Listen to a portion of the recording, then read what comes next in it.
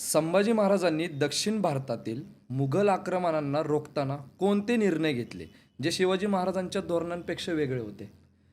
तर छत्रपती शिवरायांची जी नीती आहे त्याच्यात गनिमी कावा जास्त आहे आणि छत्रपती श्री शिवराय हे वेगळ्या वेगळ्या नीतीतून समोर येतात आणि शत्रू संपवत आहेत.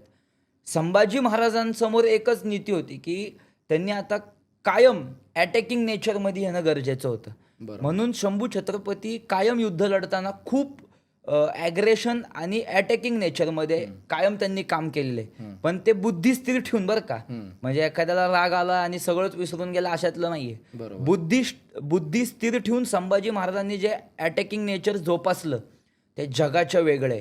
त्यामुळं त्यांनी शहाजादा मोज्जमचं तो स्वतः हजारोचं सैन्य घेऊन आला होता तळ कोकणामध्ये.